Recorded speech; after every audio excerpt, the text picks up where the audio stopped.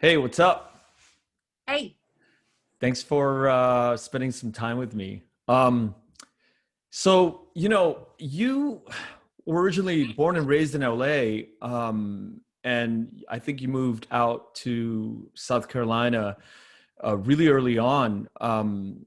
What do you think how do you think your life would have turned out had you stayed in LA? well, Los Angeles is pretty rough. So my mom is a single mom, you know that, and so she thought there was a better opportunity for her children to raise out in Greenville, South Carolina. So we moved out here when I was 13, when um, my father and her split up. Yeah. So you guys moved to Greenville and then you went to high school. You started high school in Greenville? I started middle school Middle in school. Greenville. Yeah. So yeah, I was super young. What was that like? I mean, it was a bunch of white kids, right? I mean, because Yeah. when you So were in so LA in the neighborhood that you grew up in, it was inner city and it was totally different, right? it was reversed. I was a minority when we were in South Carolina, when I never really even saw a white person in our neighborhood in LA or anything. They were minorities, we saw a lot of Latinos and Asians, but it was a culture shock. But I think I'm kind of glad it went the way it did. I wouldn't be me. We don't know what would have happened if I would have stayed in LA. Probably would have been in jail or dead. I don't know. Yeah, why do you say that? Well, because I was crazy. I've always been crazy. Even at 12, 11, you were Yeah, crazy? like I remember the first day I skipped school was with our cousin William, and I was 10. I was still the youngest. He was 13 or 14. I forgot how old he was. But yeah, and I don't know. And back then we have transportation like the buses. So we skipped school, we went on a bus, and then we went to the Santa Monica beach. You don't have buses and transportation like that out here. Let's see. What else? But why do you say you were crazy back then? Like I'm interested in like how did that like how do you know that? How do you know you were crazy back then?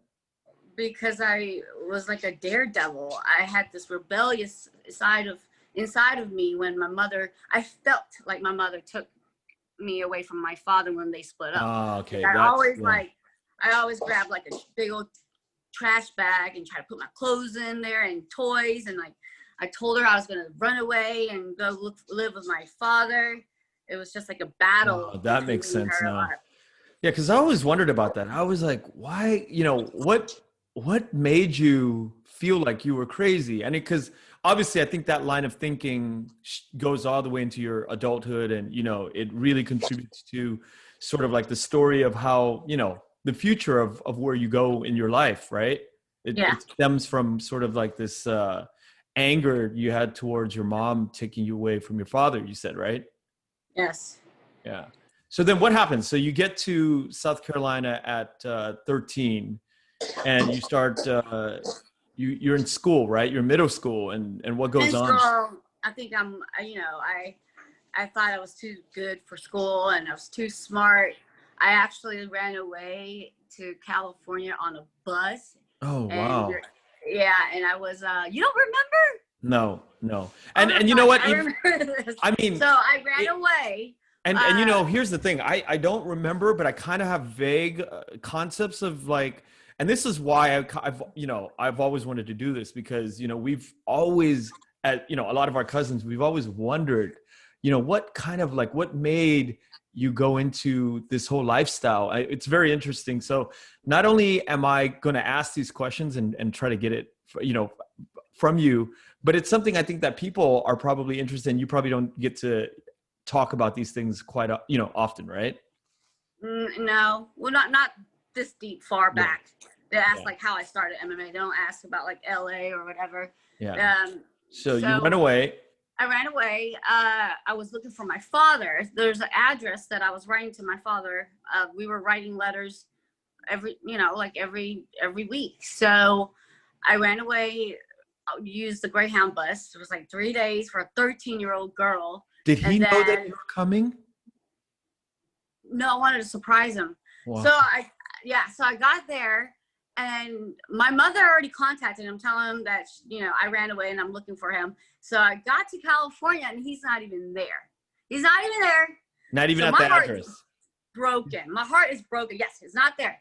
It was a Vietnamese physician, like a family doctor that he's friends with. He forwarded all my letters to my dad. And when my dad wrote back, he would send it to him and he sent it to me. Like this conspiracy thing. Wow. My dad did not want me to know that he remarried and moved to Boston, Massachusetts.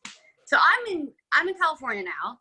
And so then your mother and my mother, which is their sisters, contacted each other, and I stayed over your house. And you were so strict on me. You were like, you can't do this. You can't do this. You're going to go back to juvie, blah, blah, blah, blah. But I was like so angry, still so hurt. I never talked about it. I never talked how like I got to that address and he's not even there. So at first I did have to stay in that man's house. Of course he had a wife. His daughter was in school or somewhere out of town. So I had the daughter's room, but it was so awkward. You're living with strangers basically, and to this address that you wrote to your dad like every week.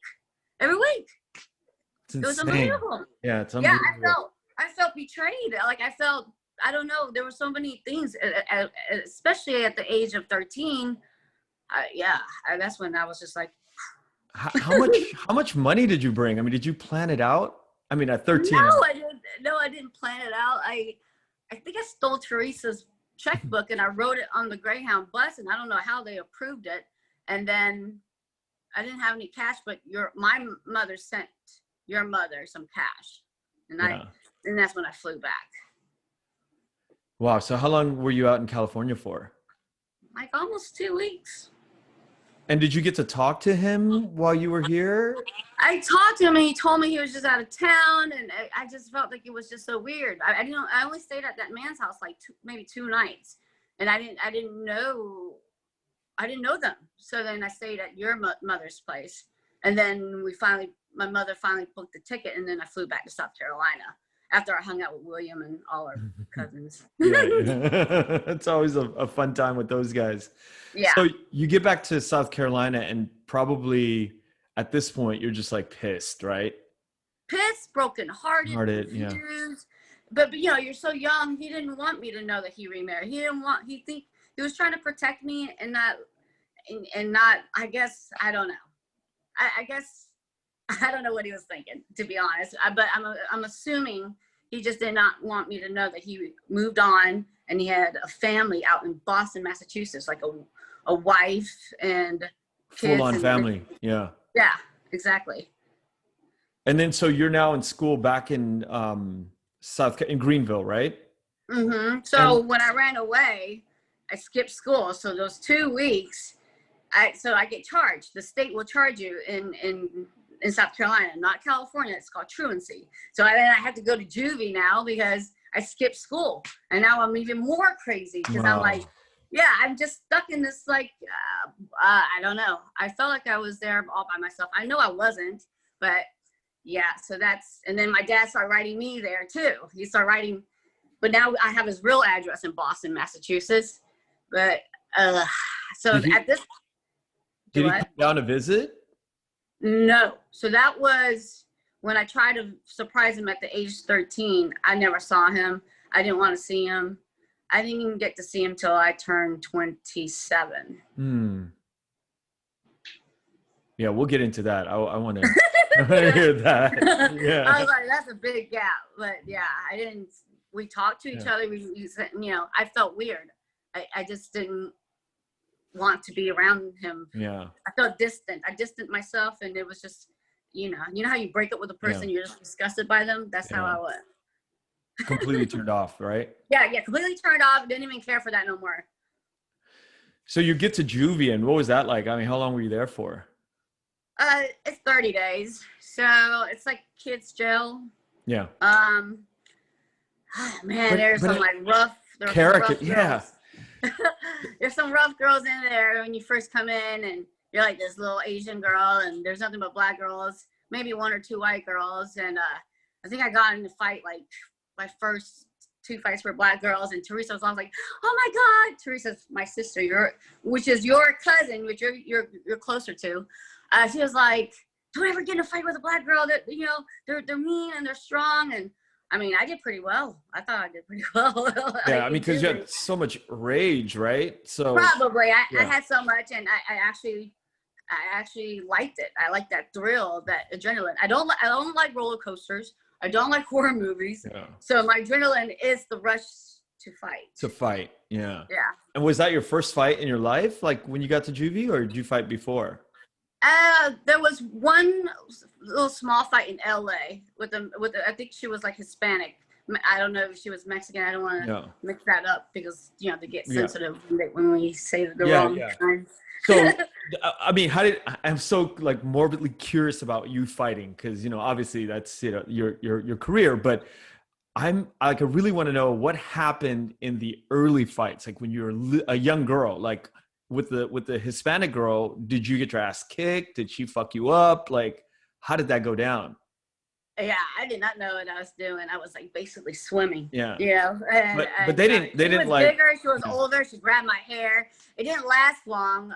It was a corner of a street light where I was walking home.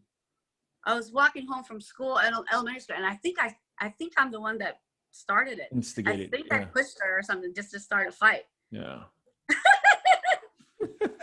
How did that first fight in juvie start? Did you start that, or were they? No, I did not start that. There was like this black girl was mad because her black, so juvie was unisex. Okay, so there's boys there too. Whoa. Yeah. Well, this is in South Carolina, and it's juvie. There's kids. I mean, you're teenagers, whatever. Yeah. But so you're gonna walk by guys, and I think like the guy she was talking to, or I don't know how you date in juvie, was like hitting on me or flirting with me, and so she was super jealous, and she was working the cafeteria, and she was trying to like not give me my dish or my plate, and then we just got in a fight in the cafeteria, and I guess they thought that I was just gonna be like a pushover or something, but no. And then the guards all jump in, or do they let you like brawl? The guards pull us away, and I get in trouble because I just got there, so they thought I started it, whatever. And then I just knew I just had to finish these 30 days. Yeah, so you do 30 days, and then you come out, right? And then you don't start high school back up yet, or you go back to middle school, or? I go back to middle school, finish middle school, and then start high school. Yeah. So when does the craziness happen? Like, it already happened. So it's starting. Already happening. So you start partying more, and you start going out more, and. Yeah, I did. I didn't. Yeah, the first time I ever felt like you would drink a beer or whatever, you thought you're doing what you're doing, but when I really felt that first buzz, like that numbness where you felt like you couldn't walk, I love that feeling. Like drinking alcohol where you could numb yourself. So that was a numbing part where I could just numb myself about my dad. Wow. There was a lot of just things that you hide under the dirt so far deep that it's even hard for me to bring it up to talk about it because I have dug it in so deep. I kind of like forgot. If at any time any of that's uncomfortable, just let me know, and then we can move on. But I'm always fascinated by the things that shape anyone to become who they become. So if this that sand, that pebble of your father's kind of like bailing out on you created this sort of like future that you veer from, or it comes from that pain. I want to hear about it. I'm very fascinated by what. Oh, you're fine. You're not touching anything sensitive. So then, like, there's a lot of drinking, a lot of partying in Greenville, and that goes on for years, right? Yeah, I mean, yeah. And then, is there any fighting that that's happening during these years? Well, in high school, like I would make some friends, like pretty girl friends, and then like they would always get picked on. I always had their back. So I remember I had this boyfriend that cheated on me, And you didn't blame the guy. I blamed the girl, and I beat her up. And I remember Tiffany Norwood was one of my best friends, was like cheering in the background. And this was like at school, or this was at school. This was like my sophomore year. I was waiting for her outside because she always come out over here, near the vending machine. I was waiting for her, and I just beat her up. And then we got in the getaway car because Tiffany was a junior, so she was driving. Got a getaway car. I just left the scene, but it was still in school campus. Did you get in trouble for that? Then I got in trouble when I got back the next day because they said it was me, and I mean you can't hide that. There was a whole big crowd, and I actually liked it. I did. I should have blamed him for cheating on me, but you blame the girl because you're immature, you just don't know, you're dumb, you're stupid. I wouldn't do that today. Of course, yeah, of course. Wow, poor girl, huh? Oh, yeah. Did you at any time get involved in high school sports to get all that energy out, or? I played a little bit of volleyball, and then there was I think it was like Spirit Week or a charity thing, and it was mud wrestling, and I took down 2 girls that were bigger than me, and then that was it. But we were just trying to raise some money for like this. I don't know. I forgot what kind of. It was a week or something. It wasn't a sport because mud wrestling is not, it's not real. But one of my guy friends had showed me this one wrestling move, and I did it on 2 of the girls. Oh, wow. Yeah, just to raise some money for charity. Were you ever, did you ever experience like racism in South Carolina where you're from? And I asked this, but I also know that you grew up, you're a very pretty girl, and I'm assuming that you got away with a lot of stuff and in high school because you're probably one of the popular girls in high school. And did your race play any, you get picked on or anything?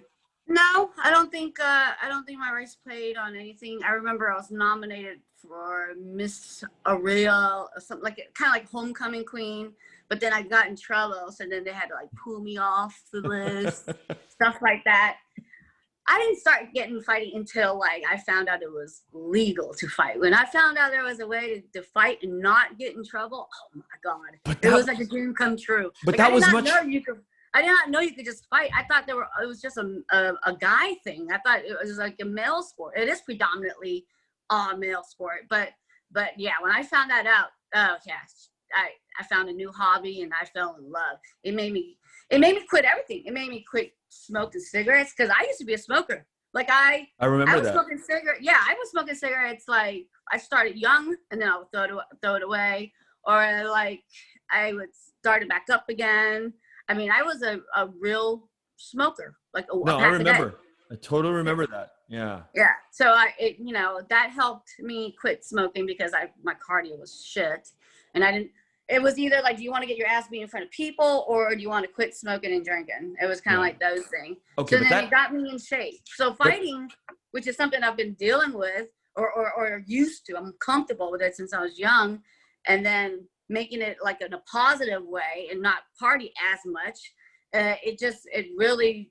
It shaped me who I am today, and it does keep me out of trouble, which is, But the fighting came much later though, right? Because there's a bunch of things that had to have happened before you decided, hey, I want to take this track and become a pro fighter, right?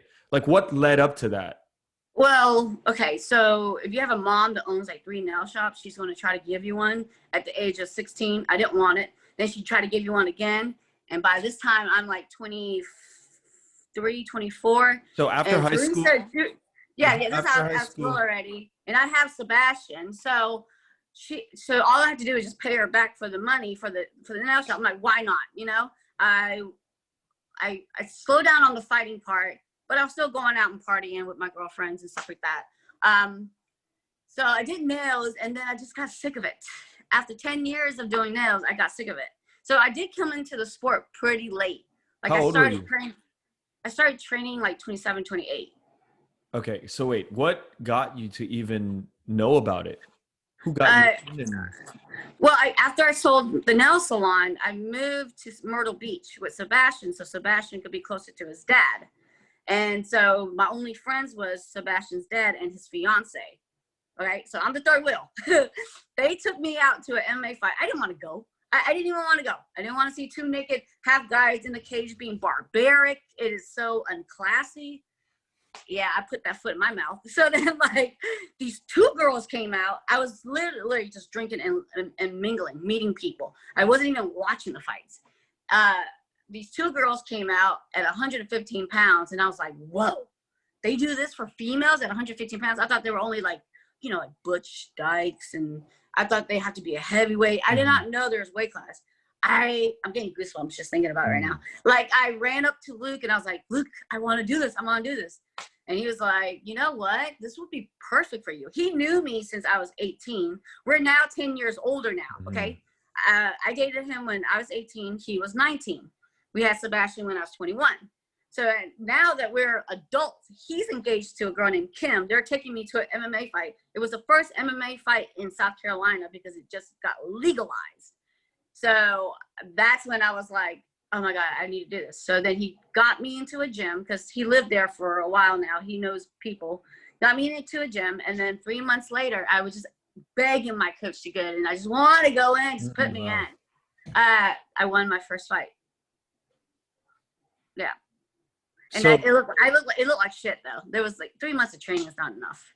But I won because of aggression. I won because aggression. If you don't have techniques, if you don't know karate, you better know crazy. So there you go. You gotta have one or the other. did you come up with that? I said that like once or twice before. I'm gonna start using that. You should. I should get it patented. That's a good one. A really good one. Yeah. So wait, so you're training for 3 months, you said, right? 3 months. What did you train? Like, how many hours a day? What kind of like training did you do? So when I first started, it was like 1 hour a day. And it was like, you know, you're just getting into it. You don't know what the hell you're doing. You're learning boxing because MMA is everything, you know. And all I did was just stand up boxing, and I love hitting the mitts. I didn't even know how to throw a kick yet. I definitely was still, I think I was still smoking a cigarette. I remember getting a phone call like, hey, Andy, can you fight next weekend? And I literally like put down the cigarette. I mean, I cut back. Yeah. And I was like, putting it down. I was like, sure. And I was like ashing it out, but I still won. I was tired of shit, but then I still won. And that's when I realized like I really got to quit smoking cigarettes. And were you thinking about like really going pro at that time, that early in your mind? No, I was thinking it was like a new hobby. So my hobby before was like shooting pool or something. But yeah, for fighting, it was like a hobby. I didn't think about turning pro until I didn't realize I got my foot in the door so fast. There were hardly any girls in the sport at the time. And then when you have the looks with it just, I'm sorry to say it, but it's true. Sex sells. If you're an attractive girl, it's going to push you in through the door a whole lot faster. So then I started getting sponsorships. Like people wanted me to wear their furniture brand on my gear or something. That was the first one I ever had. And I just thought that was kind of weird that somebody noticed me. And I'm like, I already like getting sponsored. You're getting paid as an amateur with the banner, just all that. All you have to do is just wear their logo. So yeah, I started charging $500 for a logo. Or like, you know, that wasn't enough to quit working at the nail salon. No, I was still doing nails. When I moved to Myrtle Beach, I was still doing nails part-time. Yeah. And then, so how did it escalate in terms of the training and how many hours you were spending at the with the training? Okay, so I started doing some training. Then I started traveling, cross training, because you know I was doing really well in my gym. And if I'm like the best one in my gym, I'm not getting better. Yeah. Like if I was just beating up on the girls and they're not even an AMI in competition, then I had just had to travel. So then Sebastian's dad, Luke, was like, why don't you let Sebastian live with me and you just start training full time and just go. You're not getting younger. So he did say that to me. And I was like, are you sure? And you know, it was a hard It was hard to do. I had to save. I saved about $6,000 or $7,000, and then I moved to Louisiana and trained with Andrea Lee. She's now in the UFC, and then I started training full time. So that took up from like it went from like 6 how did you hours. find Andrea? Through social media.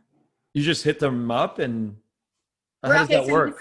you start being friends with people on like Facebook. It was Yeah. Facebook, and then Andrea and I both got signed to XFC. So it's a professional league, but I wasn't ready yet. I told them I wasn't ready yet. I needed like at least 2 more years. And I found her name. Then I found her on Facebook. I added her because she beat one of my opponents that I lost to. So I want to know what I did wrong. I want to go back to what did I do? I felt like I trained my hardest and I should have won that fight. So when I cross-trained with her, I knew a lot I thought I knew a lot. There was so many holes in my game. There were so many things that I did not know. We took training to a different level. We would train 4 hours a day, 2 hours in the morning, 2 hours in the evening. There was strength and conditioning. There was so many other things. I had no idea. Like you're doing a 1 hour a day thing every day. That's not enough. I didn't realize that wasn't enough. It's just, yeah. Were you still partying and smoking at the time? Anything. No, there's no partying. There's no partying. I fell in love with, I love sleep. I just love to sleep. After you get so sore and so worn out, I just care to sleep. I didn't even, no. I was in bed by like 9. I was in bed by 9 every night. I just wanted to improve, and I just wanted to fight, and and it was worth it. It wasn't worth partying, because if I partied and I had a good train the next day, I would throw up. Okay, so you decide to go and train with Andrea where again? It was in Louisiana. Okay, so in Louisiana, but like, okay, so you had 6-7 grand saved up, right?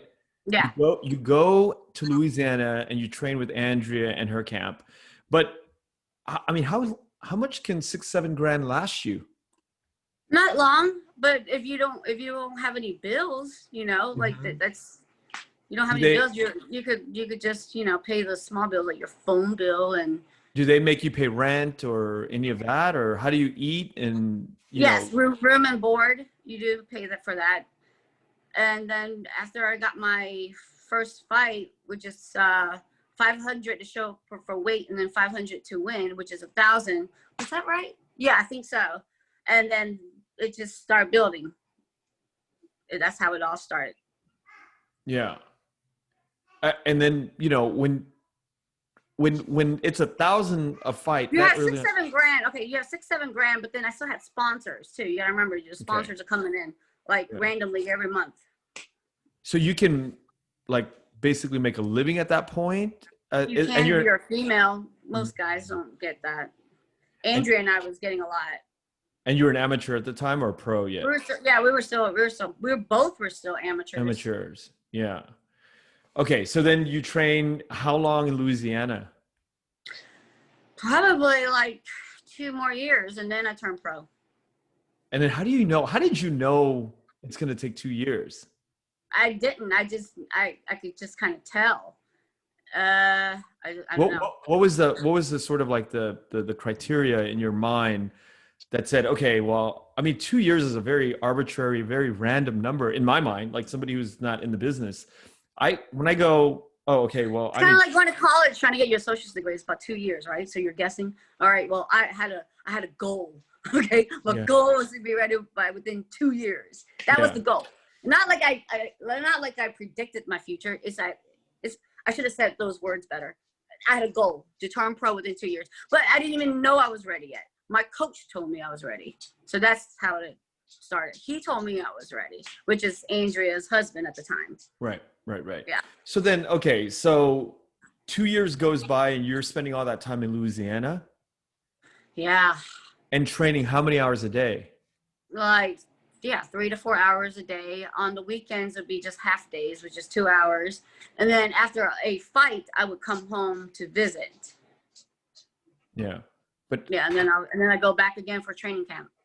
And I'm sorry for my ignorance, but how far is Myrtle Beach or Greenville from Louisiana? Like, did you drive? Did you?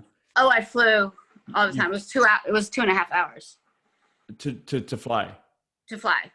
Wow, that's a considerable amount of a distance away. Well, Shreveport is close to Dallas. So Dallas and Atlanta, there's direct flights. In Atlanta, it's to Greenville. Yeah. It's pretty. So you do that for 2 years of being away from home, being away from family, and you have this goal of becoming a pro, right? In two, Yes. in So 2 years. like being away from family, I already had that experience when I was a juvie. Like when you have nothing to do there and you're in juvie, it's kind of like the same thing. I kind of went to kind of like boarding school, but training to fight for 2 years straight. And were there other people in the training camp with you? So Andrew and I were the main two, and then there was like maybe 3, 4 different guys. And then girls would come in randomly back and forth to cross train with us. Explain that because, okay, so there's like a facility that your coach started, right? There's a gym Yeah. that he started. Yes. And he basically says, okay, I'm going to open up my doors to people to come in and train. Is it a business for him? How does it break down? They own the building. So my coach's mother is they have money. So they own the building. Okay. So he had to get gym memberships through the guys. I never paid a gym membership. He's the one that told me, why don't you just move to Louisiana and then, let's do this. Let's do this. He basically said, just do this. He's like, bring Sebastian. I'm not bring Sebastian. I can't focus on training and then bring Sebastian. Let him spend time with his dad. So that's how. And how do you know that whoever you choose to fight with or train with is the right people? You know what I mean? How do you know? How do you know that there's like not better training camps? Like what goes into the selection process of that particular training camp? Well, Andrew and I are 2 different weight classes, so we will never fight each other. Okay. She's bigger than me. So that's one thing right there. And I don't know, you either have a connection or not. You're going to find a connection. If you don't find a connection, you just move on, I guess. But how do you know that they're the best at what they do at training you? Because do they have a prior if you record? improve and you start learning, like you're like, oh, I could have did this. And they're like, yeah. Like when the coach is trying to show you your flaws instead of like praising you for all the good stuff you do. Like I was getting my butt like everybody was like ass kissing me. They just wanted me in the gym. It's kind of like it will give them promotion, like free promotion if I trained out their gym. But like Donnie the coach, he did not have a problem showing me my flaws and working at it and worked at it like daily until it's like in my brain where it's memory. It's just, muscle memory. And what made Donnie so good? Like, was he a fighter before or? Yes, he was a fighter before. So he retired, you have to retire sometime, and he's just good. I don't know. I mean, he's crazy too, but he's really good at picking out flaws, like little knickknacks of your opponents and what to do to your opponent, what your opponent's going to try to do to you. It's like it's a mastermind. Yeah. So 2 years later, you become pro. And how does that work? This is like magically you're like, okay, I'm a pro now. I mean, what is the process of like turning pro? Well, after I won, I forgot you get to get paid. So they're like, Andy, you got to come get your check. I'm like, oh yeah, I forgot I'm getting paid now. I was excited just to win. Wait, this is your first fight, you're saying? It was what now? This is your first fight? First pro fight. Like, I forgot you get paid. So I was just excited, and it was just a new feeling again, like the first time you fell in love with it. So it all started over again. Okay, who was the opponent? Like, what was that like that first time? What was her name? I forgot her name. She was 0-1, so I was 0-0. And I remember I was down 2-3 rounds because she took me down but didn't do nothing to it. And we were on the 3rd round, and I had to finish her. So I finished her with a TKO knee to the face. What's like out of all of the fields of MMA, what's your strongest one? I don't know. I've fought so many people. I fought, when I was amateur, I had over 30 fights already, including MMA, including boxing, including Muay Thai, including kickboxing and jiu-jitsu competitions. I've had a lot of experience. So like I've met people that had way better ground game than me. I've met people that had way better stand-up game than me, but it just depends on the fight, depends on that night, depends if something's bothering me too, because you could be physically prepared for a fight and you could train 6 to 8 to 10 weeks for this particular fight, but if you're mentally not there, it's not going to work, because 80% of the time you have to be mentally ready. It's weird. Like you could fuck up by just having self-doubt or anything like that. You would be your worst worst enemy. Yeah. Yeah. But how could you prepare for the mental side of it? Do coaches go over how to prepare for the mental? No, I guess you just have to find it within you. Like you can't teach heart, you can't teach that part. And there was no psychology training a class or anything like that. What were some of the things that would get you down, that would throw you off? I would be like, gosh, I hope my cardio's like when I won the belt. And then when you win the belt, you have nothing but 5 rounds for the next fights for you to defend your fights. I remember being in the backstage. I was like, I hope I have cardio to fight this girl 5 rounds. You were there. It was in California. And I was like, gosh, I hope I have cardio. And I know I trained for it. I knew I had trained and conditioned. And I remember Andrea was just like, you have cardio for 5 rounds. Trust me. So that was just like I didn't doubt. I was just like hoping that one part won't mess me up, because I don't want to gas myself out round 3 and I have 2 more rounds, things like that. But aren't those things you can prepare for, like before the fight? And again, pardon my ignorance, I don't know, but do you like prep for that kind of stuff, like the endurance side of it? You do. So you spar for more than 5 rounds just to get ready. But I don't know why I remember that one part, because I asked her, I was like, gosh, what if I don't have the cardio for it? And you do. That's just that one time that you have that self-doubt. Sometimes, things could just cross your mind. You think about it and, you're like, what if you don't have it? But she's like, you do have it. You train for it. It's secured. It's done. So you just have to go out there and do it, because the show must go on. Wow. Have you ever kind of gone into a fight and said to yourself, I can't do this, and then back out, or come close to something like that? Yes. When I fought at 135 pounds and I'm doing everything I can to get like a punch on her, and I can't. And every time she hits me, it like feels like a freaking, like a truck hitting me. And I remember after round 2, and I'm like, gosh, I don't know what to do. And the ref was like, I could stop the fight, and it won't be you quitting. And I could just stop the fight. And I was just like, I don't think I could go round 3, because I had like these big old like knots in your head. Like these knots, and I'm like, and I just can't remember what round we were on. I just knew right then and there. I was like, wait, so you just stopped the fight? So they didn't let me go round 3. And then after every round, you sit down and talk to your corner, and you're getting water. Yeah, after round 2, I was like, I don't think I could do this. I'm trying my hardest to hit her. Every time I hit her or try to, she's countering, because she's got a longer reach, and it's landing, and it's making me like dizzy. Like at one point where I'm like, which round am I in? Like, I forgot which round. Yeah.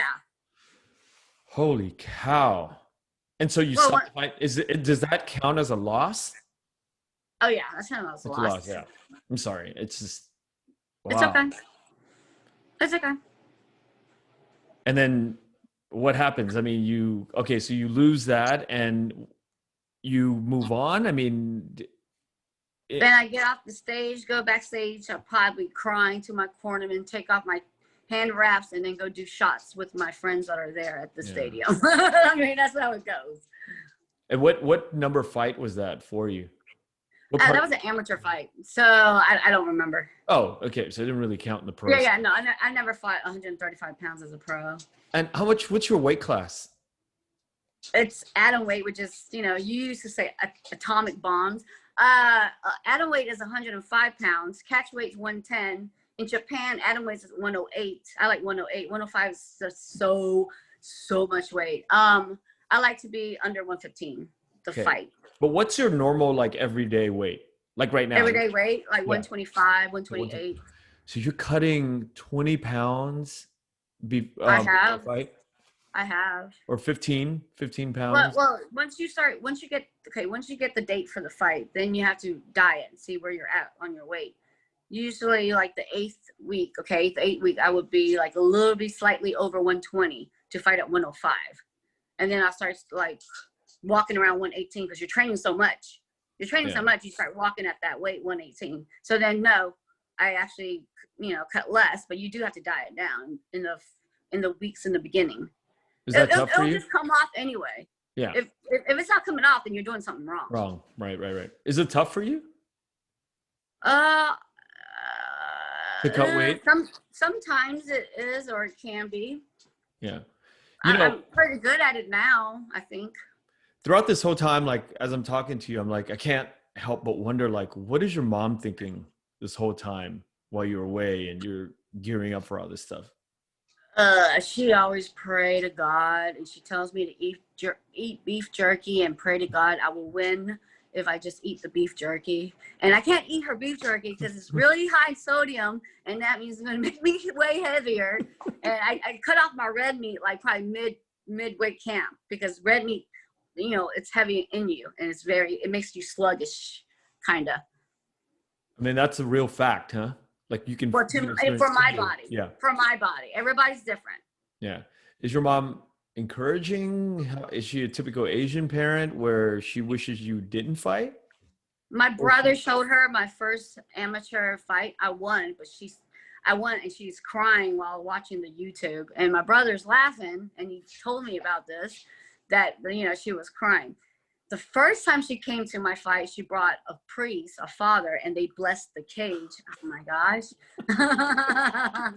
So she's super religious. She's super Catholic, never party, never drinks, no smoke, nothing, And she's like, why are you so crazy? I'm like, well, you're the one that had me, so why are you so crazy? It's not like you're a normal person that had me. I didn't do this all by myself. No. She brought a priest to the event, and they both sat and they both watched the fight. They blessed the cage. Yes, they watched the fight. Classic. Yeah. Did you win that fight?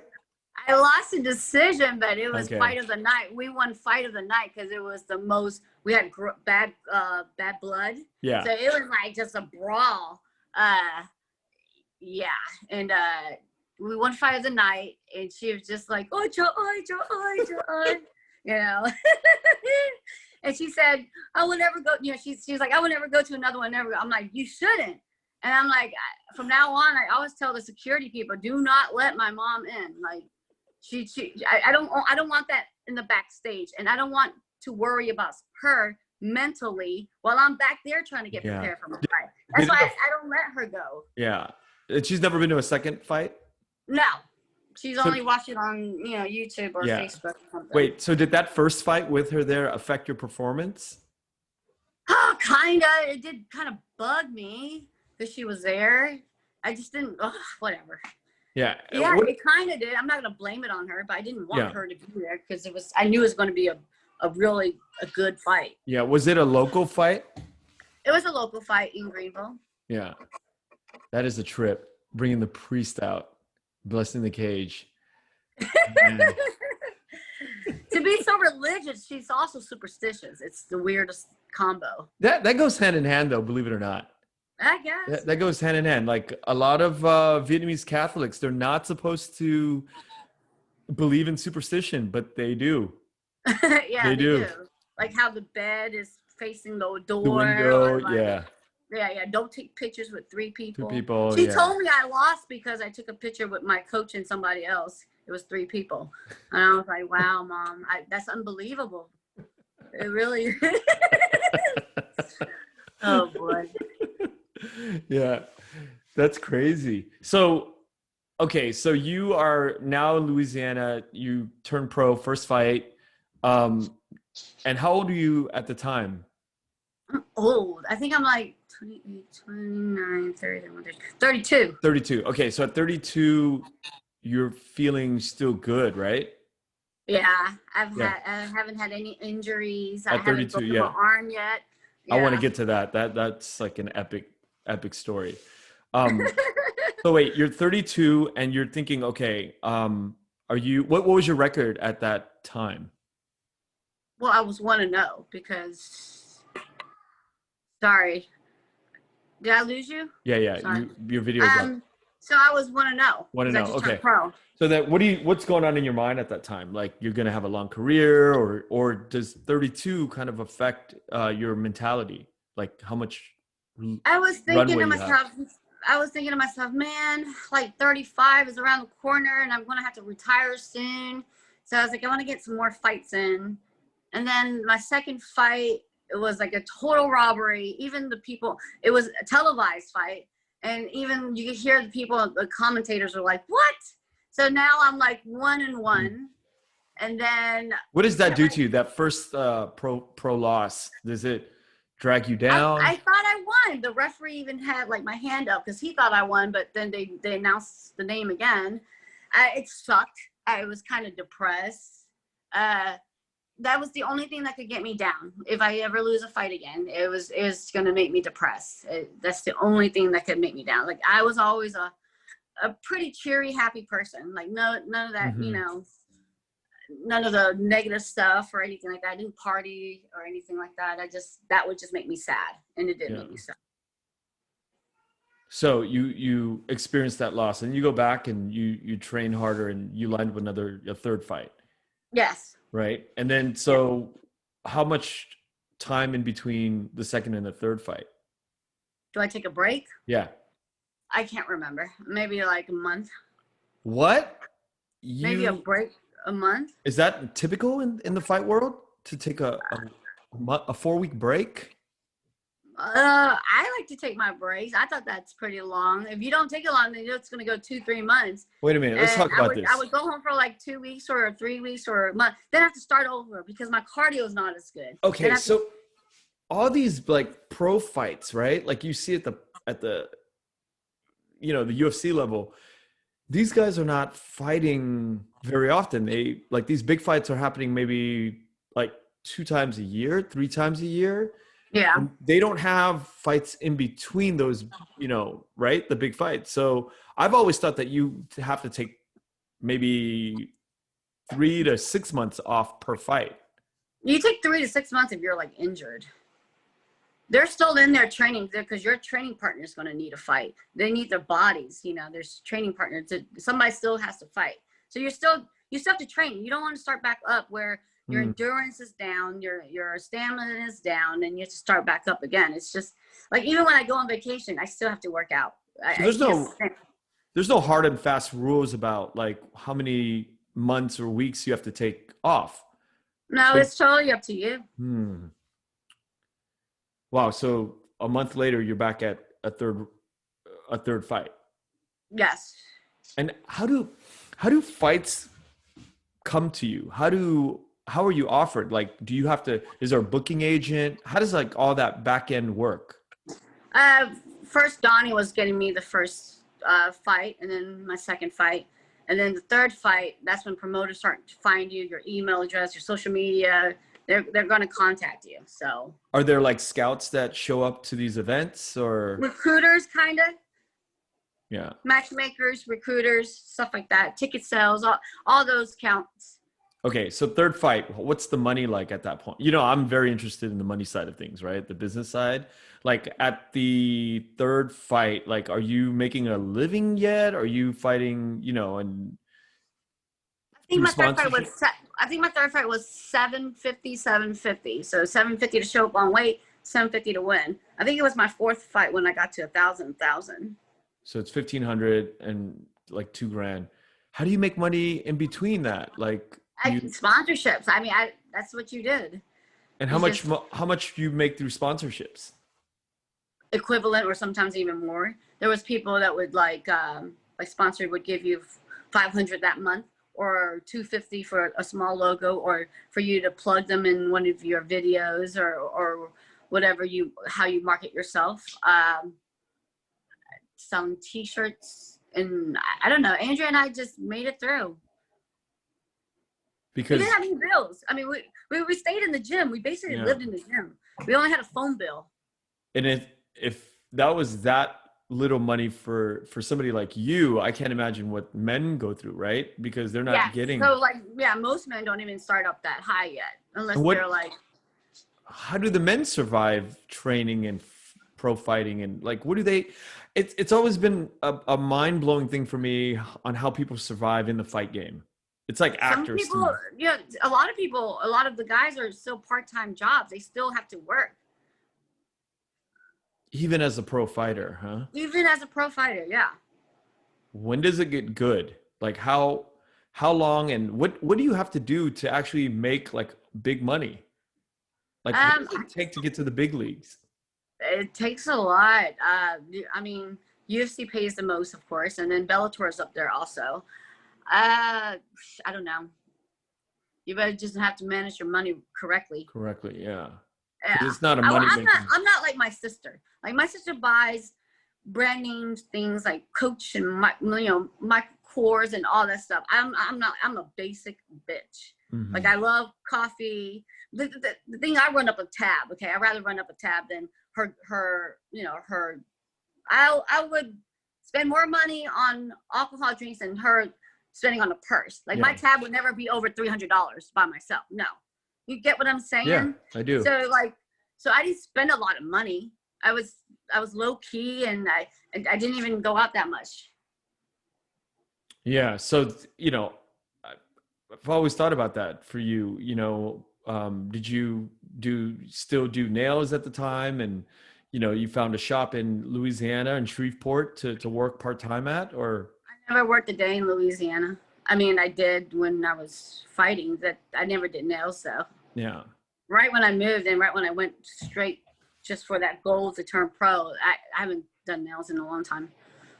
So your third fight, now going into your fourth fight, like fourth, fifth, sixth. I mean, it's probably becomes sort of like a normal thing, right? Like you're doing the thing and you line up fights. And what goes on through your mind about the future? Where do you want to be? Where are you heading? I was gonna do one fight at a time.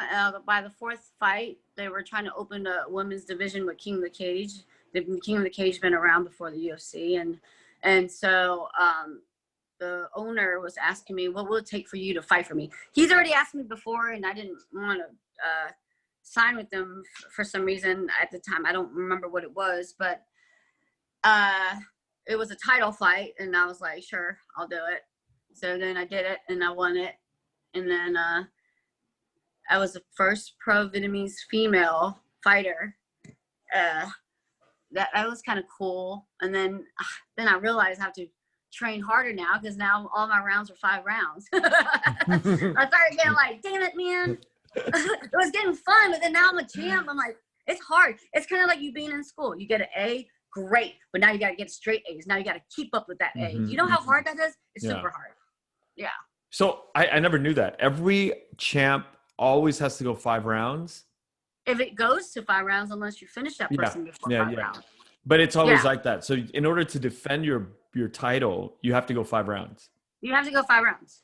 But otherwise it's just 3 rounds. It's always just 3 rounds. It's always 3 rounds, yeah. Oh, never knew that. Normal fights are 3 rounds. So every time that there's a 5-round fight, it's for a title. Yes, or if you're in the UFC, if you're the main event and it's not for a title, they make you do 5 rounds. Got it. Same pay too, which kind of sucks. But you're the main card, but you have to do 5 rounds. Yeah. So what does that mean to be signed? Like, okay, King of the Cage asks you, okay, we want to sign you. Is there like a signing bonus? Like you get $5,000 to sign with them? Why are you making a decision to get locked into a contract with the company? I mean, what benefits is there to do that? I don't know. I guess a free agent isn't as bad either. But he wanted. I mean, I held the title now, and I had to sign a contract. I didn't have to. So we did 3 at a time. So I signed for a 3-fight contract, and we were doing really well. And then I was like, I really got tired of. I really got tired of training for like over 5 rounds and getting the same pay. It wasn't increasing. And I was just like, if I could just go back, because the contract still sits. Even if you're not the champ, you will still get paid because it's on the contract. And I was just like, shoot, that was one of those And things. how much was that for a 3 fight? You know, how much money was that per fight? So, okay, so if you lose a fight, okay, let's say my contract says 2 grand, 2 grand, and then the next one would be 2,500, 2,200, and the next one will be 3 and 3. So if you lose a fight, you don't increase your pay. You stay with the same pay. But if you win that fight, it goes up again, and then it goes up. And then there's bonuses, like finish bonus, like TKO, submission bonuses, which is like another 500 to 1,000, depends on which promotion you're with. Communicates treated me well. They always paid me over. He always wrote me a check over. So you can potentially see checks for like 3 grand, 4 grand on a fight? Yes. More than that. Oh, really? Yeah. So that's pretty good money, right? Because if you're spacing your fights out every month or two or whatever, that's like 3 or 4 grand. I did fine. Yeah. And you're but starting that's to me though. I don't have a lot of bills. Like I said, I don't spend it like other people. Yeah. And again, I'm very fascinated with the money side of the business because, this is something that I think a lot of Asian people. You should not be fighting for money. That's one thing. You don't go in there thinking you're going to be making a lot of money. It's especially for the pool for the men. There's too many guys. It's hard work. It's a long journey. Right. Yeah. You can't be going in and fighting with that mentality. I'm doing this for money. You just can't, unless you're just a bum by now that you're just trying to get a fight. It's sort of like you have those people too. Like, Yeah, it's sort of like being an artist or a singer or an actor. You just have to do it for the true love of the sport. But at the same time, I mean, somebody like me, I'm always thinking about like the economics of the creative side, right? Like as a fighter, the journey of how do you sustain your life, basically getting paid nothing as you're getting better and better and better, year after year, I don't know. But it sounds like you did it, because you're still doing it. Yeah. So how many pro fights have you had up to this point right now? 17 pro fights. And when you look back on your record, I'm not going to ask you your record. People can Google it. When you look back on your record, right?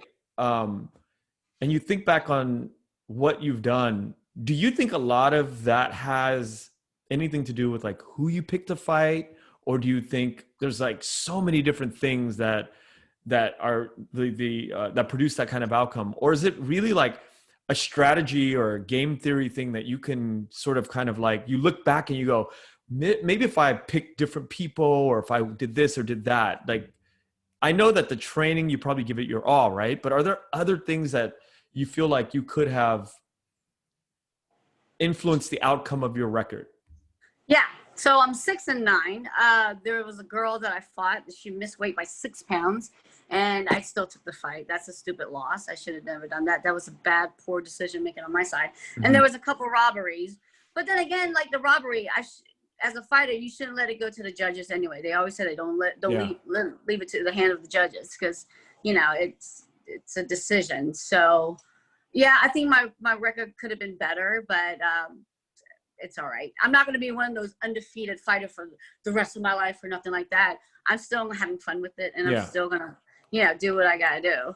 How many more fights do you think you got in you? I don't know. I'm doing it till the wheels fall off. I have 2 more fights in my contract for line fights, and they're letting me do an MMA fight before 2021 is up, because I think right when 2021's up, they're kicking back and they're starting back up again. So I don't know. I don't have no idea. I don't know. Well, I guess we'll find out. I have no idea. Yeah. So you have at least 2 more fights for sure. Yes. Yeah.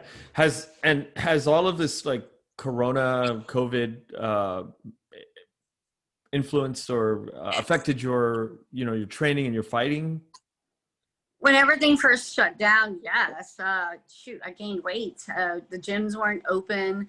It was didn't really want to run outside because it was too cold. I had to buy, exercise equipment at home just to get by. A lot of my sponsors sent me stuff that I needed, like the bell or pads, and just a lot of equipment that I'm thankful for. I didn't have to spend money. Let's see what else. Stop. Sorry, it's my dog.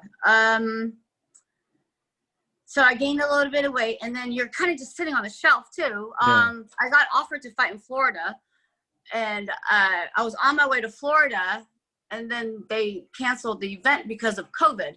So this is back in March when it first started. So then maybe 2 months later, they came back again. They're like, hey, we're going to redo this event, same matchup and everything in 4 weeks. 4 weeks was not enough for me to get ready. Plus, Florida was still having like a lot of COVID issues. So did I want to risk my health? That's another thing too. I'm over 35. I don't want to get sick with coronavirus in Florida. Yeah. It's not worth the risk. So I sat out on that one. I never even sit out from any of my fights, but I had to because my health is big to me now. Yeah. You have to look at it as a longevity of your fighting career, because now you got to be more careful. It's not even about the record. Instead of being reckless like I was before, and not care. You should care. I should care. Yeah. What changed that? Why do you think that now? Well, I really didn't want to get sick. Yeah. I don't want to get that COVID. I don't want. I believe it's real, and it wasn't worth it. Yeah. I want to fight. I want to live to fight another day. Yeah. So I have some questions about sort of like the mentality, right? Like, what are some absolute must-haves as a woman in the fight game? Like, what kind of qualities do you have to have? I think you should be able to speak well. Oh, really? Wow, that's surprising. I mean, you don't want a girl that doesn't have good grammar, like, I mean, that doesn't have good grammar. That's so counterintuitive. The answer that you just gave, that's like the first answer you gave. You must speak well. I mean, that's like, why? Because fighters are known to be dumb. They've been hit a lot. And I matchmake for King of the Cage also. So I play that role. And I've talked to fighters. There are people that are like, they just seem so not there, not intelligent. Yeah, like they had no other choice. Like in that their choice was to fight. Now, I didn't live my life like that. I had a nail shop. Like, you make a lot of money doing nails. Sorry, it's easy. It's actually way easier, and it's consistent money too. You don't get your face bashed in, but it's one of those things that, it's not. I didn't have to fight. My mom thought I had to fight and I needed money. And no, Mom. I told her as an amateur, you don't get paid. That's when she was like even more jealous. She was like, oh my God, that's even worse. Okay. All right. So speaking well, that's a really good answer. What else? What are some like things that you got to have like inside of you? You got to have heart.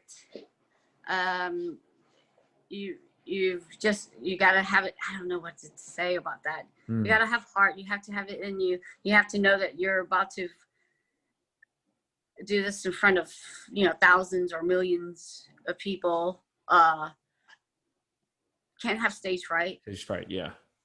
Yeah. No stage fright. You got to love the fame. You got to love the spotlight then. Yeah. You got to love the spotlight. Yes.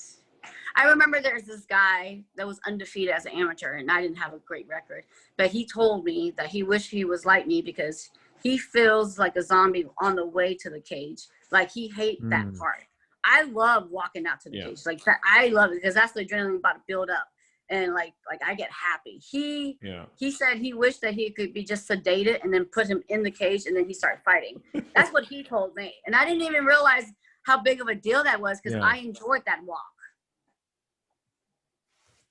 What about having a rage, a point of where, like Tyson, or you hear all these fighters sort of have this sort of troubled past and, childhood that's very difficult, inner city stuff, and they have this fire that they bring to the fights. Is that something that is necessary?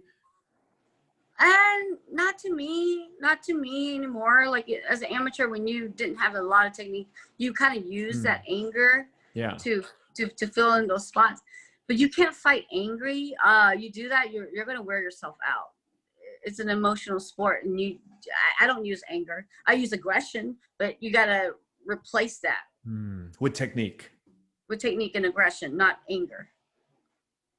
Yeah, that's it makes perfect sense. It's a really clear distinction, actually, because when you think about it, you're like, maybe what got you to the ring in the first place, the fights in the first place, was this anger, all these unresolved issues from childhood, and then you pick up a bunch of tools along the way, like exactly, build up this and then arsenal. when you train so much, you don't even get angry. I don't even care about a bar fight or anything. I will never put myself in a bar fight. It's too dangerous. But like, you're so tamed. You're calm. You got it all out in you already. So when you're doing that aggression part of the drill or in the fight, yeah, you're just using your aggression and technique.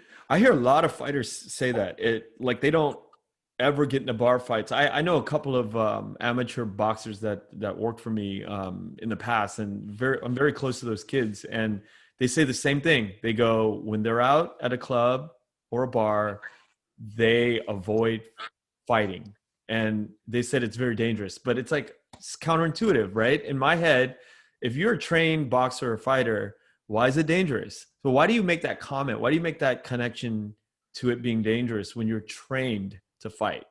Well, because there's chairs, there's cups, bottles, beer bottles could be thrown. There's too much thing going on. You're programming your head already how it's supposed to be. That scenario, the environment is not safe. That's all. So you're saying that and you don't want to get in trouble because you're the trained fighter. You would get more in trouble. Yeah. But I mean, on the dangerous side, because you use the word dangerous, I've heard other people. Because the beer bottle, I don't want a beer bottle, or get cut. I just don't want to get cut. You can't train tomorrow if you get cut today. Yeah. Or tonight. Got it. You'd mentioned that you matchmake for King of the Cage, you said? Yeah. So what is that? Why, I have no idea what that means. Okay, so there's positions and stuff. Like there's a CEO, there's a promoter, the videographer. I'm the matchmaker. So I match up names and weight classes to match so they can fight each other. Wow. Like a dating matchmaker. You match them. How did you get into that? And then first of all, how did you get into that? And then the other thing is, like, what kind of background do you look for in fighters to match them up? Okay, so the owner of King of the Cage was telling me that they're coming to the South. I'm always fighting like in everywhere else but home. Okay, since I turned pro. So then they were coming and I was like, oh, I want to fight. And I thought about it. I was like, nah, I don't want to be at home fighting. It's too much pressure. You want to do well in front of your friends. You don't want to do that. So I was like, okay, never mind. I'll just be a ring girl. Then I was like, no. I was like, I'll just be a matchmaker. I know all the fighters. So then the owner was like, he already saw this in me a long time before. He was like, Andy, you will always have a spot in a position with us. Like, you are so talented. You could do whatever. And I didn't understand what he was talking about. So then my first matchmaking job, which is, I think is harder than fighting. It is, because you're talking to these retards sometimes. Some of them are just so, they're just, grammar, intelligence, their IQ, it's just all that. It's just, it looks bad. It's very stereotypical why people think fighters are dumb, and I understand why now. And it makes you feel dumber too when you talk to them. But so that's what you do. So there's a job for a person that matchmake. You have to. It's like a booking agent, right? Kind of like a booking agent, yeah. Yeah, and so you have like a Rolodex. You have a roster of different. A roster of people that makes sense, like the distance, travel distance, because we have to pay that. I have a budget to go by. Like the fighters can't be too far from each other. Okay, and then, all right, so you have these two fighters you have in mind. You make a call to each fighter. Like, what is the conversation? How does it go down? Can you fight on this date? Would you fight so and so? How do they know? Is there ever a scenario where they don't know who they're fighting, or they always do know who they're fighting?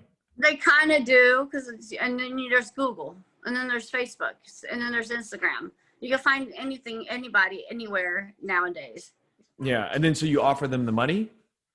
Yeah, then I offer them money. So I matchmake amateurs and pros also. You don't offer amateurs money, but you could offer them travel paid and hotel, of course.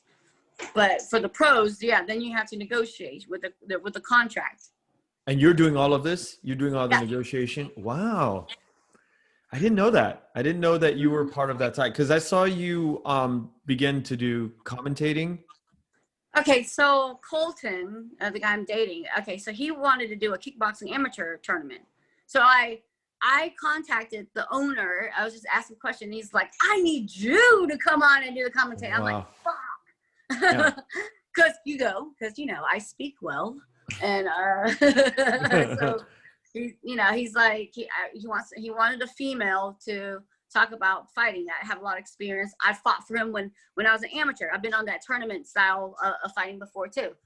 So, and you get paid, so I might as well just do it. So I did it. So, okay, so I want to get back to the booking and matchmaking, but okay, so with commentating, you're in a booth and you're sort of being on like an on-air personality and you're sort of going play by play, like what's happening, and is that televised or how does that, like, what does that entail?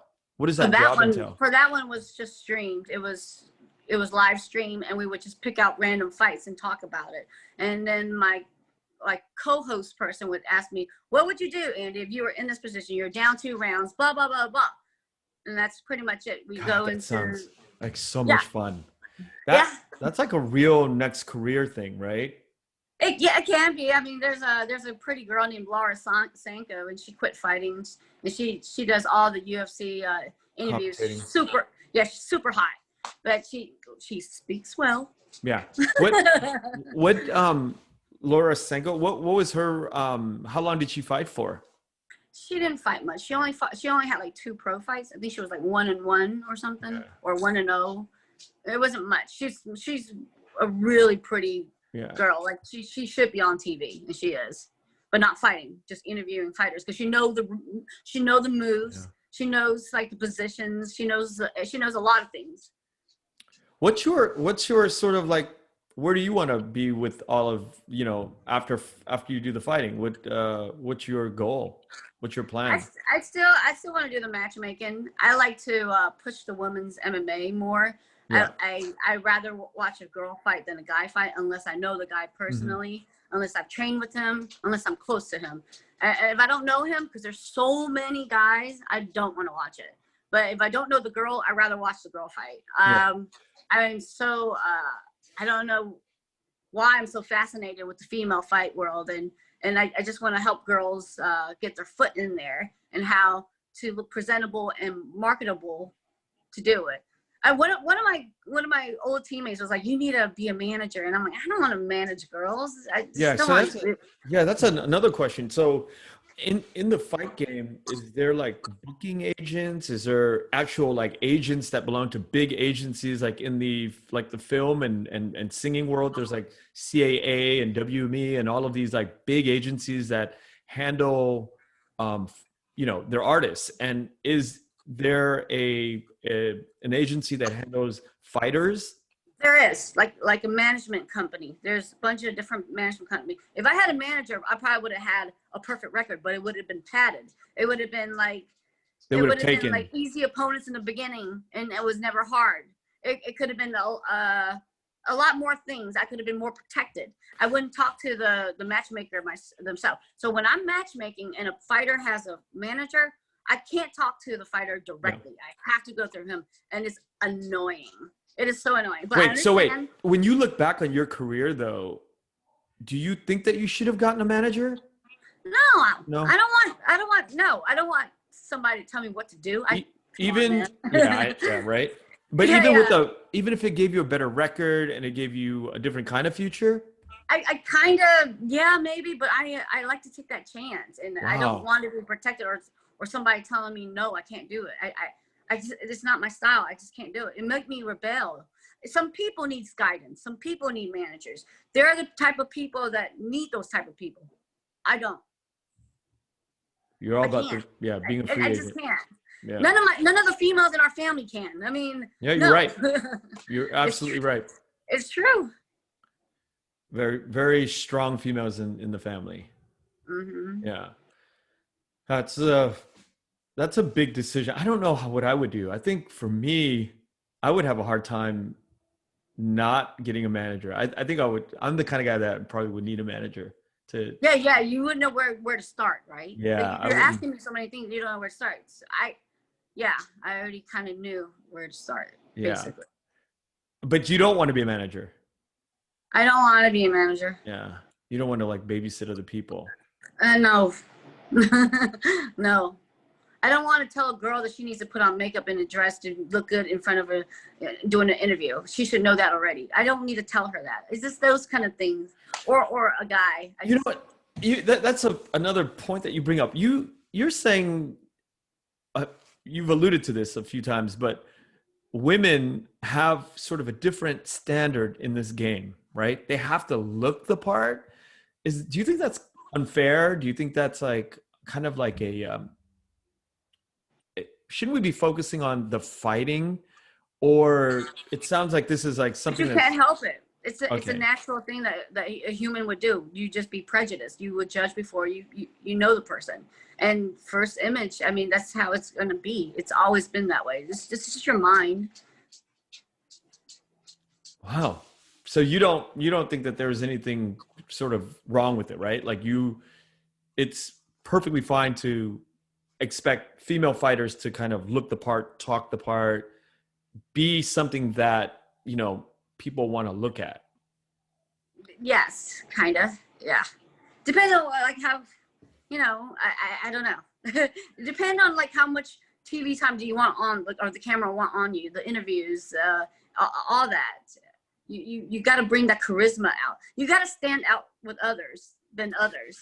Yeah, I guess because in the men's side, it's a lot of shit talking. I Yes, mean, a it's lot to of the point where it's it's kind of like clowns, like to me. It's like a show, right? It's not, Mhm.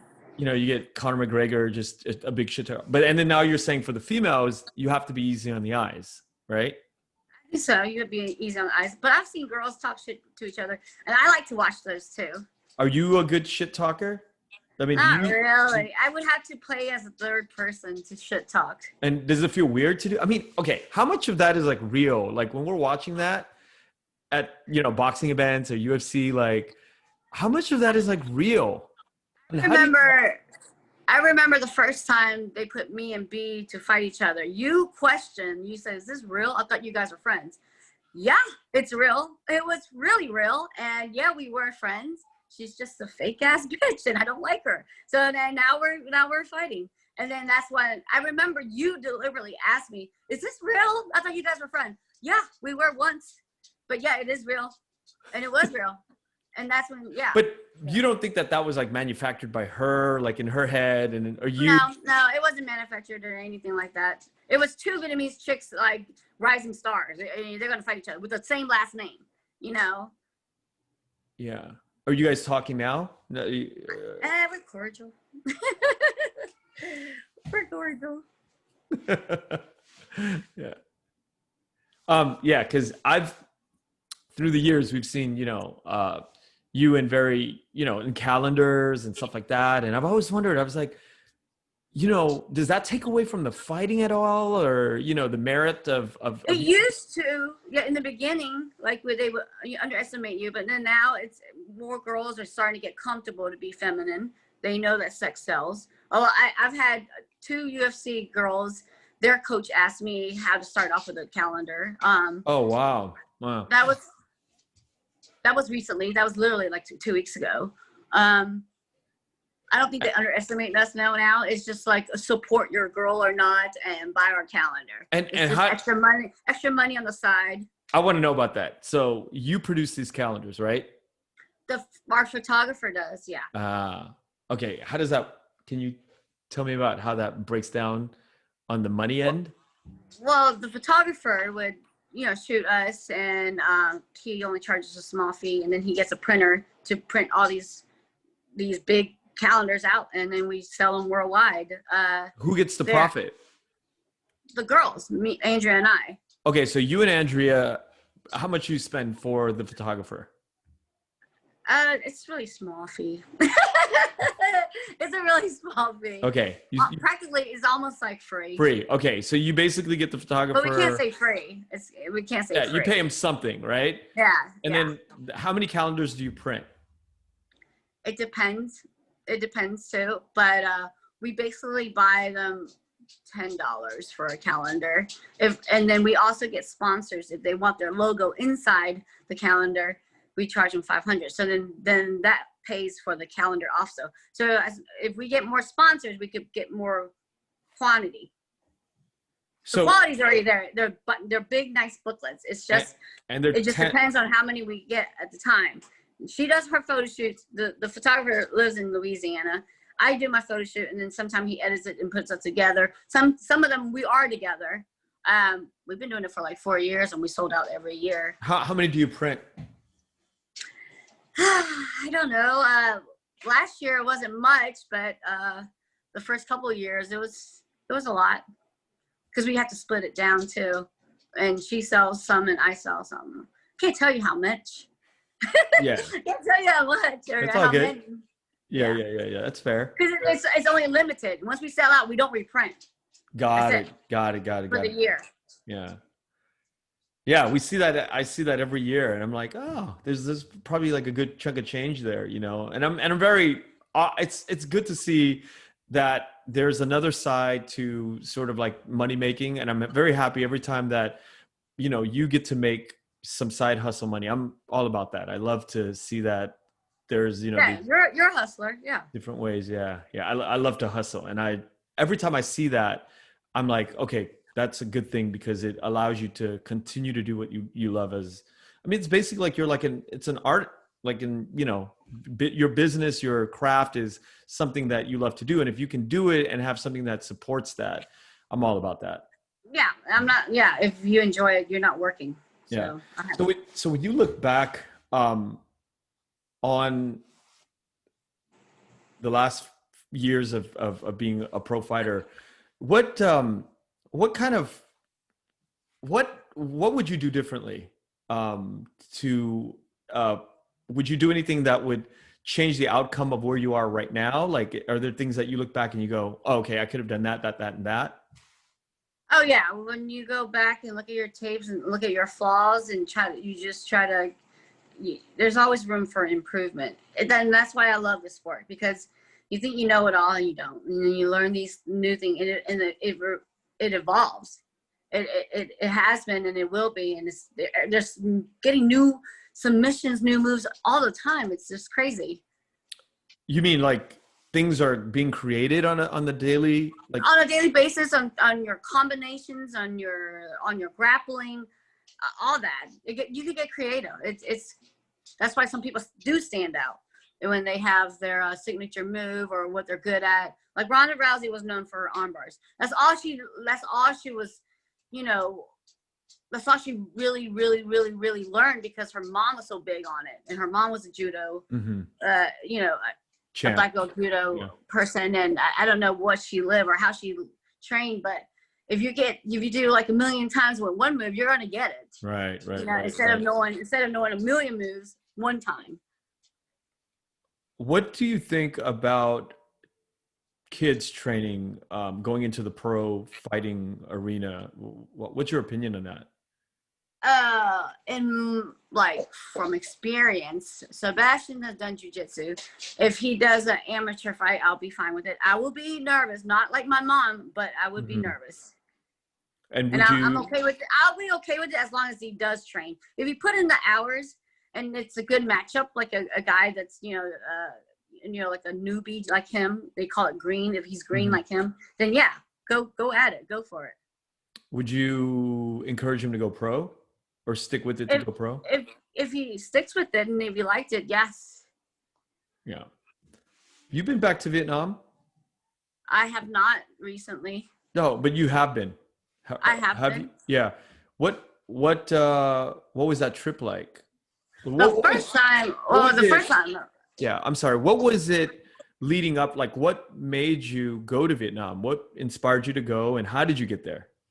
Well, my dad always asked me to go, and I wouldn't go because it's just too far, and I didn't want to be that far away from home. Home to me is in America. I'm sorry, it is. I was born here. It's just the way it is.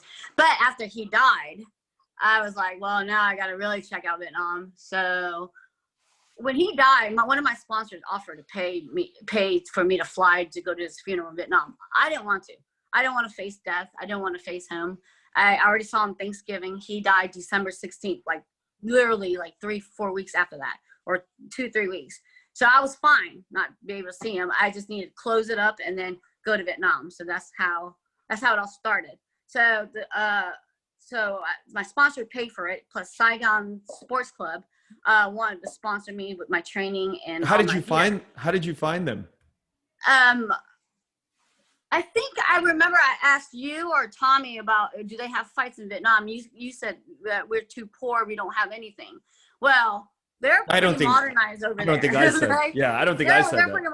So I don't know how, I forgot how I found them, but we got to talking. I told them I'm coming to Vietnam, and they were like, why don't you come stay with us and stay for free, and we'll do like a video and blah, blah, blah. I met the owner. He was super cool. Then he gave us a bunch of gear and let us train for free. His facility is great. I don't know how much people charge to stay there, but it's expensive because it's like state of the art, like a 5-star. Yeah. You don't even think you're in Vietnam when you walk in. It's humongous. Yeah. I think that's the big misconception. That's why I don't think I said that they're too poor. I would never make a comment like that to you or anybody, because I go back before COVID, it was like 3 or 4 times a year. So or maybe it was Tommy then. I can't remember. Yeah, it was you or him, because I asked. Yeah, I mean, people, Vietnamese Americans, sometimes we don't realize how advanced a lot of things are in Vietnam. Yeah. It's so advanced. I mean, what kind of direction do you think Vietnamese MMA or martial arts is headed? It's growing. They have a boxing team in that Saigon Sports Club, and those guys are fast. Like, you think Mexicans are fast? Them Asian people are fast too. Mm-hmm. And I watched them spar, and my trainer and I were like, actually like, wow, like in awe, because it's Vietnamese people. Yeah. Did you say you sparred at the Saigon Training Center? You said. Mm-hmm. Were there women that you could spar with?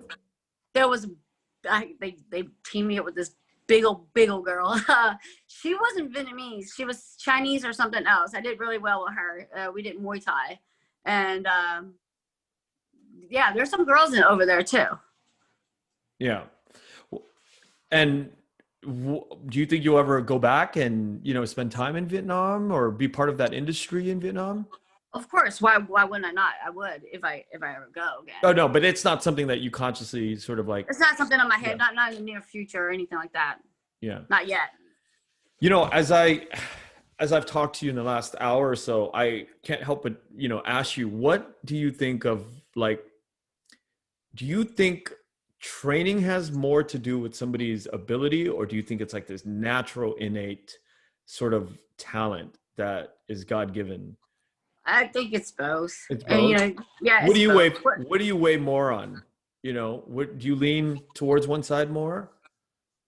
Well, like, you have to comprehend what's going on with the moves and all that. So it is training and having the ability and wanting to accept that you could be vulnerable to train like that in bad positions and stuff like that.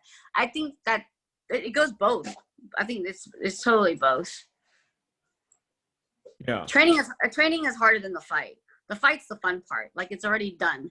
The training, the whole 8 to 10 weeks where you're like grinding, trying to be injury free and watching your diet and keeping up with your stamina and your endurance, all that. That's the hard part. What do you have to say to, okay, obviously I have a daughter, so I would love to hear what you would say to young girls going into the fight game. Any word of advice? I would say if she wanted to, then she would try to fight as much as she can as an amateur. Mm-hmm. To get all the experience. And how long do you stay in that amateur game? I don't know. It just depends on when she started, how serious she takes it, you know. Yeah. I don't know if I want her to be a fighter. I wouldn't. I don't think I'd mind it, but I mean, I think I do want her and my son to train in Brazilian Jiu-Jitsu. I think That's a good start. yeah, yeah. I think that's a mandatory thing. Just like I think for me, piano is a mandatory thing because piano helps with structure. It actually helps with math, helps with a lot of critical thinking, and I think jujitsu also does that for your body and for your motor skills. And I think it's good for confidence in children. So I think piano and jujitsu for me is a requirement. At least a few years of that for both my kids. Well, there you go. Yeah, yeah. So what went on? You know, I was there when you were in that fight where you broke your arm. What Mm-hmm. went on, like, in your mind? I've never had a chance to really debrief and talk to you about that, but what went down in your head? Well, I think it was round 3, and I was far away where I didn't have to like even get kicked. But she was kicking so fast, I wanted to catch the kick, to block it and kick it, and then curve around and catch it. And when it broke, and you're trying to put your hands back up, I saw it dangling, and I'm looking over in my corner, my coach, and I whispered to him like it's a secret. I was like, my arm broke. Like what do I do next? Like your brain is my brain, not anybody else's. I'm talking about my experience. My brain was like, what do you do next after you break an arm? Like because you're trained to do so many things in bad positions. Of course, you're never trained to break an arm, but you're like thinking, and I'm still like in shock. I think my face showed it. My whole position was in shock, and I was still staring at it because I can't believe it just happened. And then she was coming towards me, and then the ref just stopped it because he knew something was wrong. And I was like, I broke my arm. And then they took me to the corner, showed it to the doctor. The doctor called the fight off. The only person who could stop a fight is the referee, the fighter, or the coach throwing in a towel, or a doctor. So the doctor just, yeah. Well, I wasn't going to fight with a dangling arm. No. Okay. It's not worth it. I know it's a dumb question, but how much pain did you experience at that moment?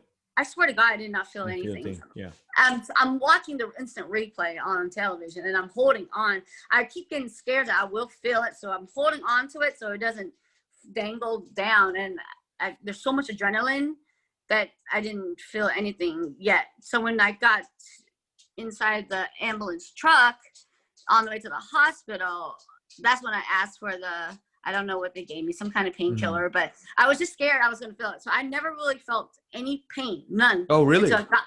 None until I got to the hospital. The hospital, they wanted me to hold on to this thing, and there's weight, like a dangling weight, like the weight you weight lift. Yeah. And it's like 10 to 15 pounds. It's holding it down to align the bones that are broken. So that was the painful part, but that's the only time I felt the pain. because the weight was pulling it down, and they're trying to align the bone. That's the only time I felt the pain, but it was only like maybe not even 10 seconds. I felt it, and then I was relieved because I kept on like wondering what's gonna feel like. I was like making sure, but yeah, that was the only time I felt the pain, was the weight holding down the bone, But so then that they could straighten it out. The few days after, I mean, wasn't it really painful as it's healing? I was prescribed for painkillers. I think it was like oxycodone or something. All I took was Tylenol and ibuprofen. I didn't want painkiller. Painkiller makes me nauseated. It makes me throw up. When I was after the surgery and the anesthesia, I threw up so much. I've never did painkillers, even when I partied back then. I hated pills, so I don't like pills. So when I went home, I only took Tylenol and ibuprofen. I wouldn't even. Yeah. So was it painful? No, it wasn't painful. It was just, it was sore. It was sore, and I had to be careful. I think, what was it, 2 weeks when I started lifting again? I think 2 weeks after I started going to the gym, but I couldn't lift with my left arm, but I worked on my right arm. And then 4 weeks, I knew I already had a fight lined up, and I couldn't announce it yet because so theoretically, your bone heals within 12 weeks. I broke it the 12-week mark.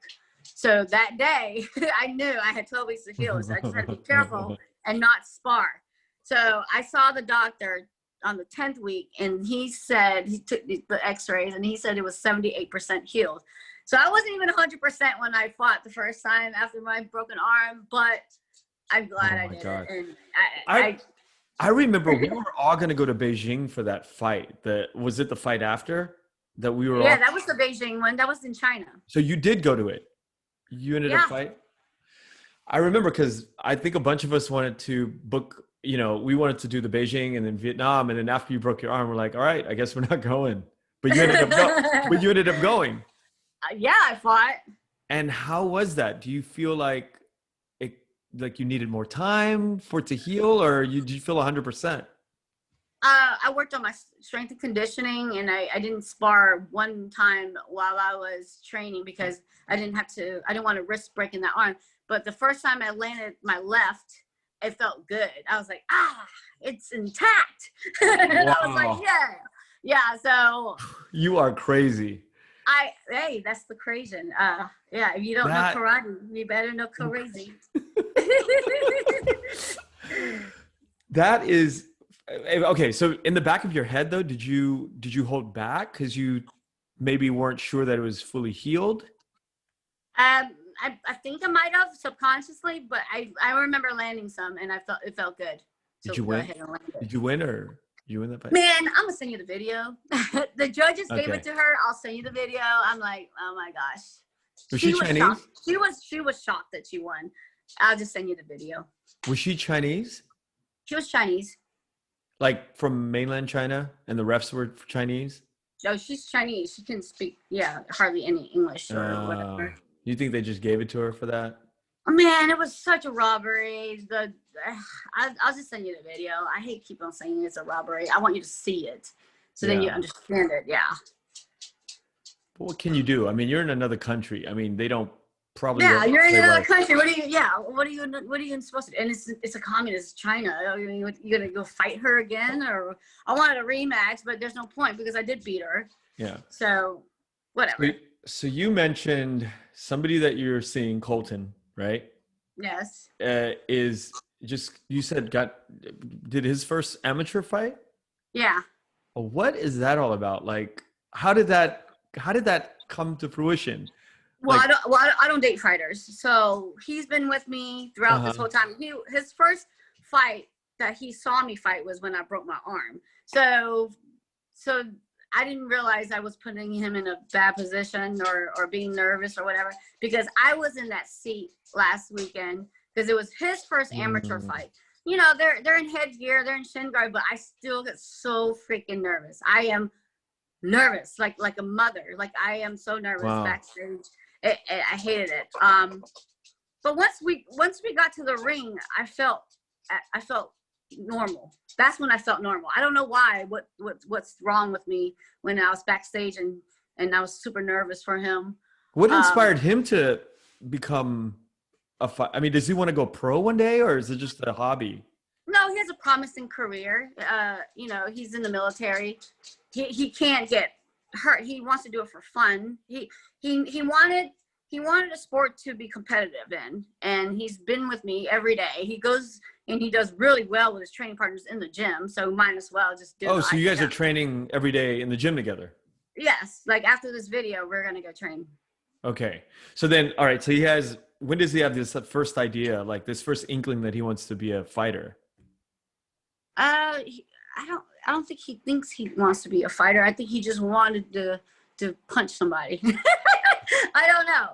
I think I just want a competitive sport. He just wanted a competitive sport. And he keeps watching me fight here and there. I mean, you're going to get influence a little bit here or there somehow. Yeah. He's holding mitts for me. He's basically my training partner. He does a lot for me. And so he sees it. He's in it. He's in that world. And he just wanted to do one. I played football. He played football when he was younger. I didn't, my mom didn't put me in anything. He got to play football. I didn't. Yeah, contact sport. Yeah, contact sport. He's a Marine, right? Yeah. Yeah, I've always wanted to ask him. Tom and I were both Marines, so we have a profound respect for our fellow Marines. So thank him Yeah. for his service. And, um, I've always thought that you are like one of the most funniest people that I know. I mean, and I always, always, always in my heart of hearts know you would kill it if you worked in comedy. I'm gonna have stage fright. I know I will. Really?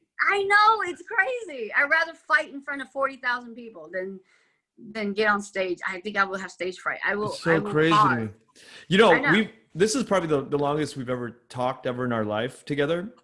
Yeah. And I've always known that you're very smart. You have a shit ton of experience, life experience is very unique. And I think that that comedy route, like I see you busting out these funny little quips all the time, and I'm like, it's so. I think it's just for me. I just project in my mind what a beautiful future you would have as a comedian, because you're like fucking funny, man. You make me and Liz and all of our cousins like we die all the time. We like. So, is there ever a time in your life that you think that you would go down that route? Like I made my co-host commentating laugh. I love to make people laugh with a smaller group. So I guess this is my Amy part right now. I don't know. Like the YouTube clip, all the interviews, those are pretty funny. But like, I don't think I could do like a whole stage stand up yet. I don't know about all that. You know what I see in the parallels, because when you look at like all of these there's like a lot of obviously Rogan comparisons, to the fight and to the comedy world. There's a lot of parallels that are very similar, like the preparation, that it takes, the technical aspect of comedy. It's not only because I think for me, when I look at you, it's like the delivery. Your delivery is always like the zingers, that is sort of even like specific in fighting, right? Because it's about a timing thing, right? But it's even like on a technical level where you have to prepare for the fight. You prepare, and you just prepare for months and months and months. Same with, I think, with comedy, you just prepare. And I think once you do so much preparation, you might lose that stage fright. Yeah, maybe. Not yet. I'll just keep doing these commentating, these little gadgets until you get used to it. I have to remember things, like I have to remember things, my lines. It's just gonna, I don't know. I don't want that pressure yet. Yeah. Are you good at remembering things? If I feel pressure, I'm not gonna do well. Yeah. Are you good at remembering things? No. No, not really. I don't know. It depends on what it is. Yeah. But if it's funny shit, I should remember it because it's funny. I don't know. Yeah. Well, look, I've had such a great time today. Thank you so much for spending time with me. I hope we can do this again when when you come to LA. I have a studio that I'm building right now, and I would love for you to come in studio. And there's so much more to talk about. Just put it that way. Yeah.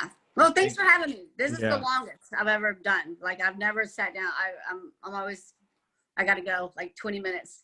I usually be like 20 minutes. I gotta go. No, this is awesome. I love the long form, and I love the fact that you are so comfortable, talking about, your history, and it's so fascinating. It's always been your life has always been very fascinating to me and to almost everybody in the family. We talk about you inspire a lot of us, and we are so touched by the way you've lived your life. I mean, it's so bold and daring and so courageous, to watch you transform from somebody who's been in juvie as a young woman and to what you've done with your life today. I mean, you continue to inspire all of the young people in our family and myself too. One day I can tell my children, look at your aunt, these are the things that she did. And, you can turn your life around at basically at any time and point to somebody in our family that we know. It's so inspiring.